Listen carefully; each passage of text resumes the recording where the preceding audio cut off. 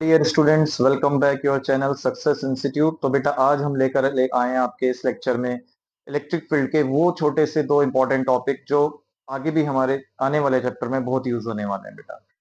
Specially जब हम लोग मैग्नेटिक फील्ड पढ़ेंगे तो वहां पर हम मैग्नेटिक डाइपोल पढ़ेंगे जो सिमिलर होगा कुछ इलेक्ट्रिक फील्ड जैसा। रिप्रेजेंटेशन मैग्नेटिक फील्ड की होंगी। वहां पर भी हम मैग्नेटिक फ्लक्स पढ़ेंगे और गॉस लॉ से रिलेटेड टॉपिक करेंगे दोबारा से। तो आज जो हम पढ़ने वाले हैं उसको स्टार्ट करने से पहले एक बार रिकॉल कर लेते हैं। प्रीवियसली लेक्चर में हमने पढ़ा था बेटा इलेक्ट्रिक डाइपोल मोमेंट के थ्रू ड्राइव होने वाले दो फॉर्मूला, जहां पर हमने इलेक्ट्रिक फील्ड फाइंड करा। Electric field at axial due to dipole moment जिसका फॉर्मूला था is equals to 1/4 pi epsilon naught 2p upon R cube. And next is जब हमने इलेक्ट्रिक फील्ड फाइंड करा एट इक्वेटोरियल जो था E is equals to 1/4 pi epsilon naught p upon R cube. आपने अच्छे से अगर उसकी प्रैक्टिस करिए, ये बोर्ड में बहुत इंपॉर्टेंट होने वाला है आपके लिए। तो बेटा आज हम स्टार्ट करते हैं इलेक्ट्रिक फ्लक्स और गॉस लॉ। तो बेटा फ्लक्स है क्या, जिसे हम रिप्रेजेंट कर रहे हैं फाई ई से, और जब हम आने वाले चैप्टर में मैग्नेट पढ़ेंगे तो उसको हम रिप्रेजेंट करेंगे फाई बी से। B is a magnetic field, E is a electric field. तो इलेक्ट्रिक फ्लक्स क्या रिप्रेजेंट करता है कि आप कोई भी क्लोज सरफेस ले लीजिए, चाहे वो शेपलेस हो या फिर शेपफुल हो, कोई भी एरिया वेक्टर आप ले सकते हैं, कोई भी क्लोज सरफेस ले सकते हैं। उसमें से आप जितनी इलेक्ट्रिक फील्ड लाइंस को पास आउट करते हैं, चाहे वो 1 हो 2 हो 3 हो या इनफाइनाइट हो, ठीक है, वो एक दूसरे के पैरेलल पास होने चाहिए, एक दूसरे को क्रॉस नहीं करने चाहिए। ये इसकी लिमिटेशन प्रॉपर्टी है। These electric field line never intersect each other when pass out from the any cross section area. तो इलेक्ट्रिक फ्लक्स कहता है क्या है, the number of electric field line passing through a certain area. ये area certain होना चाहिए जिसमें से इलेक्ट्रिक फील्ड लाइन पास होते हैं, उसको हम क्या कहते हैं, इलेक्ट्रिक फ्लक्स। तो अगर हम इस रिप्रेजेंटेशन से रिवाइज करें तो होता क्या है बेटा, इस डायग्राम के थ्रू आपको बताया जा रहा है कि ये कोई क्रॉस सेक्शन एरिया है जो कि एक सर्टेन एरिया है जिसका एरिया वेक्टर ए है, और इलेक्ट्रिक फील्ड इसमें से पास हो जा रही है फोर लाइंस जिसको हम ई वेक्टर से रिप्रेजेंट कर रहे हैं बेटा। ई वेक्टर से आप रिप्रेजेंट कर रहे हैं, ठीक है बेटा। जहां पर आप फॉर्मूला पढ़ेंगे वेक्टर फॉर्म में, phi E is equals to E vector dot E vector, जिसके अकॉर्डिंग यूनिट निकल के आती है आपकी इलेक्ट्रिक फील्ड की यूनिट आप जानते हैं न्यूटन पर कुलाम होती है और एरिया की मीटर स्क्वायर होती है। मींस हमें फाइनली क्या मिल जाती है, यूनिट न्यूटन मीटर स्क्वायर पर कुलाम। इन केस हम इसको स्केलर फॉर्म में रिप्रेजेंट करते हैं, आप कोई भी क्रॉस सेक्शन एरिया लेते हैं, उसके परपेंडिकुलर जो इलेक्ट्रिक फील्ड लाइन पास होती है, परपेंडिकुलर जो इलेक्ट्रिक फील्ड लाइन पास होती है, यहां से एक थीटा एंगल मिल जाता है। यही थीटा रिप्रेजेंट करता है आपकी डायरेक्शन ऑफ कॉस थीटा, ठीक है। तो यहां हमें फॉर्मूला मिलता है स्केलर फॉर्म में, हम कह सकते हैं ये हमारा वेक्टर फॉर्मेशन है।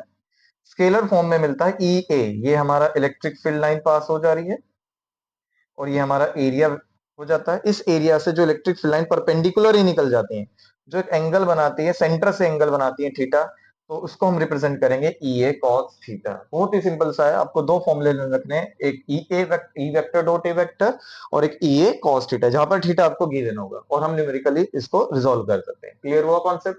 Now come to Gauss law. इसको एक साथ इसलिए पढ़ाया जाता है, ये दोनों एक दूसरे को रिलेट करते हैं। फ्लक्स है तो गॉस लॉ है।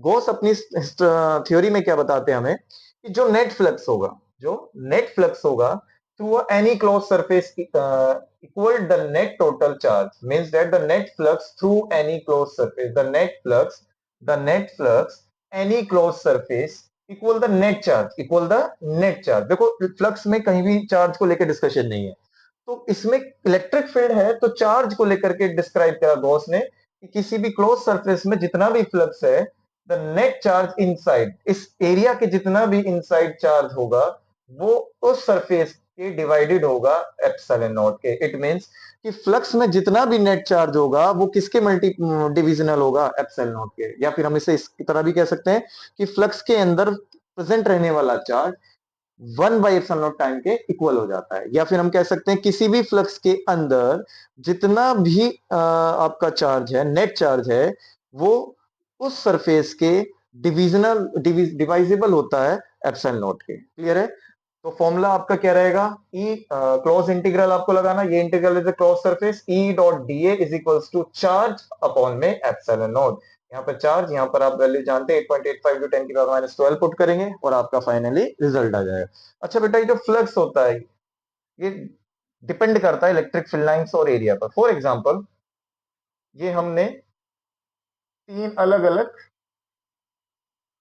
मेजरमेंट के एरिया लिए हुए हैं जो सर्टेन कर दिए गए। अगर आप देखते हैं तो हमने लेट किया कि इसमें से हमारी 4 इलेक्ट्रिक लाइन पास हो जा रही है और इसमें से 4 से ज्यादा पास हो जा रही है, इसमें इन दोनों से ज्यादा। इसमें हमारा फ्लक्स कितना आ जाता है बेटा? इसमें फ्लक्स आ रहा है 4, इसमें फ्लक्स कितना है?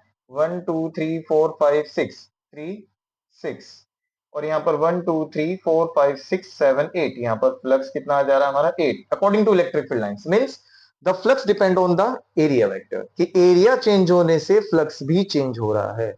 अगर आप किसी का डायमेंशन चेंज कर रहे हैं क्लोज सरफेस एरिया का, तो वहां पर हमारा फ्लक्स भी वेरिएबल शो कर देता है और फ्लक्स भी हमारा चेंज हो जाता है। तो आई होप आपको समझ आया होगा कि फ्लक्स क्या होता है, गॉस लॉ क्या होता है, और फ्लक्स गॉस लॉ में क्या रिलेशन है। गॉस पूरी तरह किस पर डिपेंड करता है? फ्लक्स पर। ये जो फ्लक्स है इसके अंदर जितना भी नेट चार्ज होता है वो उस चार्ज जो होता है डिविजिबल होता है किससे? एप्सिलॉन नॉट के। बस आपको, या फिर इन शॉर्ट आप इसे इस तरह भी लिख सकते हैं, फाई इज इक्वल्स टू, यानी electric flux is equals to Q net upon में एप्सिलॉन नॉट। कुछ बुक्स में इस तरह भी मेंशन किया जाता है, बट अगर इसको डिस्क्राइब करके लिखा जाएगा तो close integral is a close surface area जिसमें से इलेक्ट्रिक फील्ड लाइंस पास हो जाती हैं, उसका जो नेट चार्ज होता है वो डिविजिबल होता है एप्सिलॉन नॉट से। तो आप इस डेफिनेशन को लर्न रखें और इसको आप फॉर्मूले को रिवाइज करके रखें, और इसमें जितने भी न्यूमेरिकल आते हैं वो सब हम इसी फॉर्म में रखेंगे, ई की वैल्यू, एरिया और चार्ज और एप्सिलॉन नॉट की वैल्यू। बट इंपॉर्टेंट क्या है बेटा?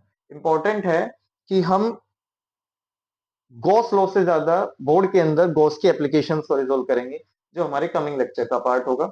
हम लोग डेरिवेशन करेंगे, मींस इलेक्ट्रिक फील्ड फाइंड करेंगे due to Gauss law, means Gauss law की हेल्प से इलेक्ट्रिक फील्ड फाइंड करेंगे, कुछ एप्लीकेशंस पढ़ेंगे, फिर हमारा ये टॉपिक गॉस लॉ खत्म हो जाएगा। तो आई होप आपको ये टॉपिक अच्छे से समझ आ गया होगा। एक बार दोबारा रिकॉल कर लीजिए कि फ्लक्स क्या होता है। The number of electric field lines passing any certain close area is called electric flux. जैसे हम फाई से रिप्रेजेंट कर रहे हैं बेटा, मींस दैट कि जैसे जैसे एरिया चेंज होता है वहां पर फ्लक्स भी हमारा उसी के अकॉर्डिंग चेंज होता जाता है। ठीक है, जिसकी यूनिट आपने पढ़ी न्यूटन मीटर स्क्वायर पर कुलाम, जो कि वेक्टर क्वांटिटी भी शो करता है और स्केलर भी शो करता है। ठीक है बेटा।